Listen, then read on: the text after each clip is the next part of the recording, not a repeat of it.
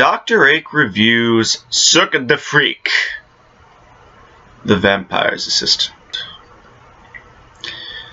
One sentence review. Bad teenage acting and overall dialogue, with a lot of setup for no payoff. Short review. Bad launching point for a series. I went into this movie blind. All I had to go off of was the title and a recommendation from my friend. And this movie was supposed to launch the Cirque du Freak series. And for those of you who don't know, the Cirque du Freak series, it was a book series. I think there were 12 of them. And this movie was supposed to launch the series. Sort of like Harry Potter, Hunger Games, Maze Runner, Twilight, that sort of thing. Divergent. So, naturally, there is a lot of exposition and rushed relationships. And clearly I wasn't the only one who felt that this movie was a bit hollow, because the series ended with this one. And it's just not unique. It just hits all the genre notes, and overall it's just bad. Writing. Yay or nay? Nay. The dialogue is bad, and the characters seem fake. There's one scene in particular. It just upset me so much that I actually had to pause the movie. I had to take a break, and I don't do that. I try not to stop movies once I've started watching them, because I feel like it messes with the flow, and it kind of negates a lot of the building that the movie's been doing. And so I try not to do that, but this one scene just frustrated me so much that I had to pause the movie. I couldn't keep going. The scene I'm talking about is it's the very first vampire fight. It's right after John C. Reilly is, undigging the protagonist. He gets him out of his grave, and the bad vampire comes up and they start fighting. And so John C. Reilly pulls the protagonist on his back, and he starts doing that weird running thing. And he runs into the middle of a highway. And all these cars are going honking, all these cars are going by. And the kid's like, "Dude, what are you doing? We gotta get out of here," something to that effect.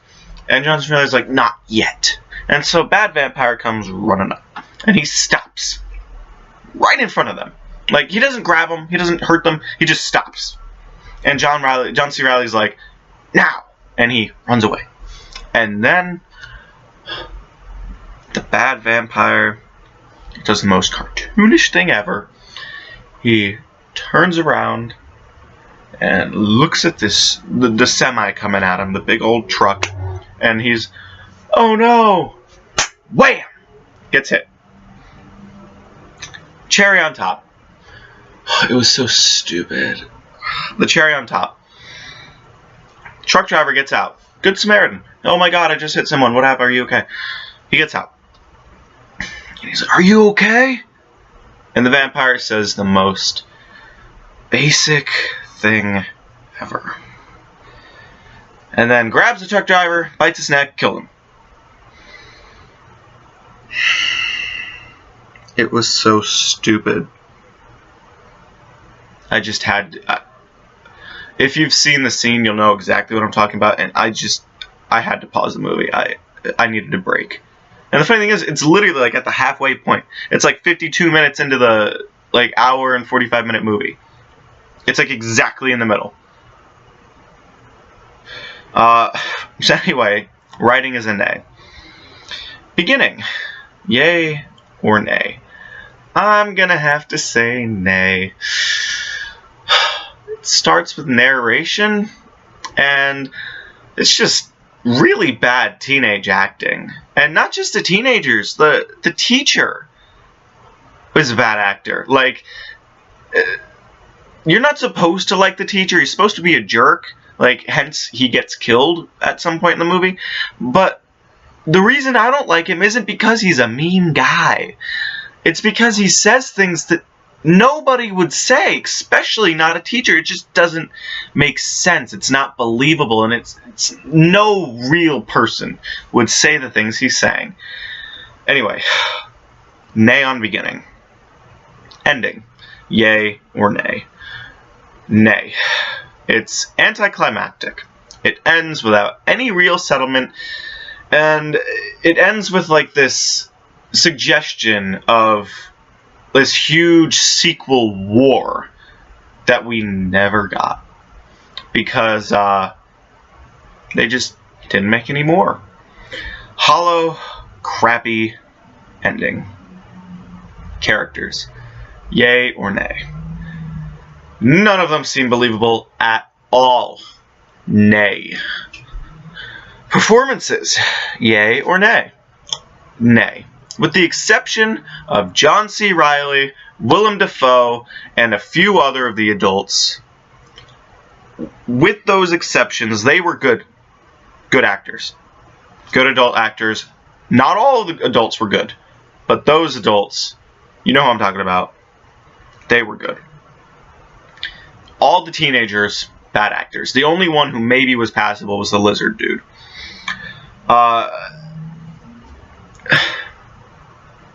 The guy who played Mr. Tiny, one of the villains, he didn't deliver his lines believably at all.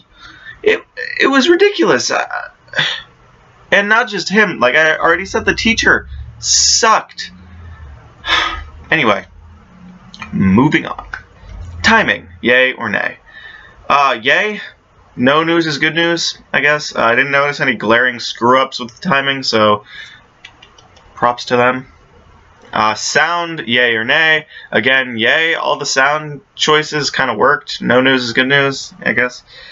Score, nay. There was only one time that the score actually, like, made itself known. Other than that, it was just kind of in the background, just there. The one time I'm talking about is at the end when the bad vampire gets killed. The score swells and it's like, and it actually is good for a minute there. And then it disappears again. So, nay on score. Visuals, yay or nay? Nay. Most of the effects were actually decent, or at least passable, but there were times that I was just like, this looks really fake. Like when the circus is going on and the two kids are there with a bunch of other people, there's this wolf man, this werewolf dude, and he bites off a chick's arm, and she can regenerate, so it grows right back. And the arm just looked fake as hell. And it was just, that's just one example. There's plenty of others. Like, for the most part, the effects are decent, but there are times when they just look like crap. Believability, yay or nay? Nay. The lack of believable dialogue and character interactions really killed this movie's believability. Relatability, yay or nay? Nay. Just nay. Antagonist, yay or nay? Nay. Mr. Tiny was not a compelling villain, and the cliche of his best friend, the protagonist's best friend, becoming a bad guy was just... Twist, yay or nay? Nay. There was no real twist, like, at all. The closest thing we had to it was that the best friend turned into a bad guy. Oh, what a shocker. Oh, and I guess another twist would be that the love interest had a tail. I guess. Shocking. I don't know if that's really a twist. Cry, yay or nay? Nay, obviously. Message, yay or nay? Nay. The message, as this movie tells you twice, the message is flat out told you. It is. It's not about what you are, it's about who you are. Nay. Impact, yay or nay? Nay. Did not resonate with me at all. And it didn't rattle around in my brain after watching. Didn't happen. Nay. Production value. Yay or nay? Yay. Production value was good. They got some A-list actors who did their job, and the special effects were better than they could have been. Like I said before, you could tell when it's fake sometimes, but they were better than they could have been. So yay on production value. Overall enjoyability. Nay. I didn't like the cliche cookie-cutter movie that was supposed to launch a series that we never got because they were more worried about setting up a universe than telling a good story. Does that ring a bell? Rewatchability, yay or nay? Nay. I never want to think about this movie again, and I will never recommend this to anyone. Like, it's not even bad enough to be good. It's just bad. Pros. Willam Defoe makeup. If you're looking, I'll point this out to you if you haven't noticed it, and you've actually seen this movie. Willam Defoe is a vampire. And he's in like 2 scenes. In the scenes that he's in, if you look, his face is like regular colored, like it's just his face. But if you look like at the neck, down, and like hands to wrist, it's like super pale.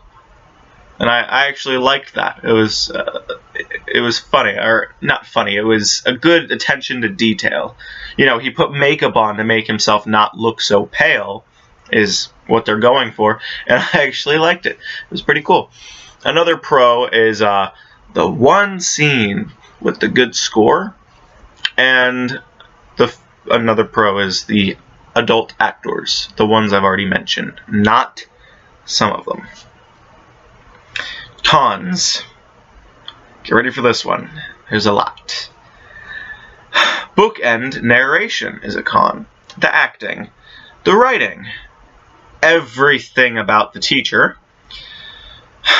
Steve, the protagonist's best friend, the dude who is in Hunger Games. PETA from Hunger Games. Steve goes to the vampires after the freak show, and asks them to make him a vampire. He's all nice. He's like, dude, my mom's a drunk. My dad walked out on me. I wouldn't be missing anything anyway. Please make me a vampire. They refuse because he has bad blood, and he flips on a dime and is like, I'm gonna kill you. You better watch your back. Like,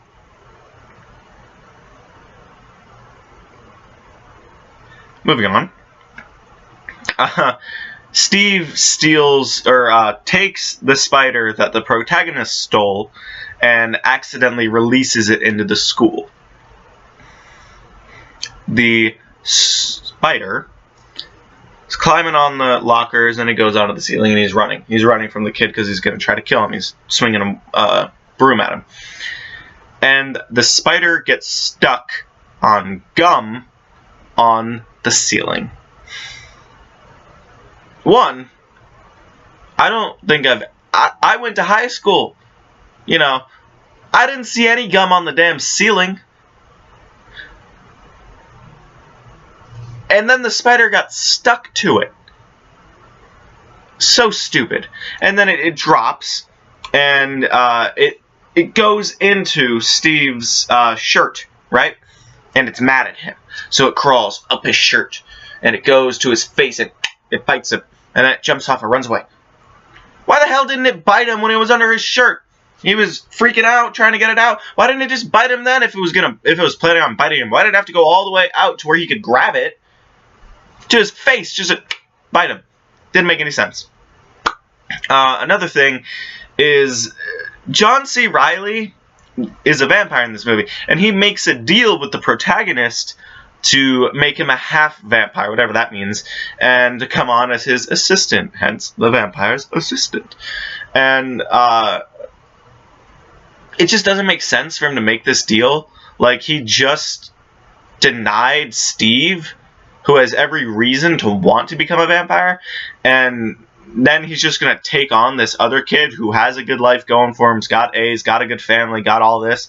He just takes him on, makes him a vampire, makes it so that, you know, all the negatives he was just saying why Steve shouldn't want to be a vampire. Like, yeah, they make the BS about, oh, bad blood, but, like, it doesn't make sense. I already talked about the stupid truck scene, so I'm not going to bring that up again. Another con is the bad guy steals the love interest cliche. That happened. And once the protagonist becomes a vampire, John C. Reilly's like, oh, hey, you know, you have to die and say goodbye to your family. He's, like, super okay with it. Like, he's too quick to just leave his life. It just doesn't make sense. And then the family doesn't even seem that upset that he's dead.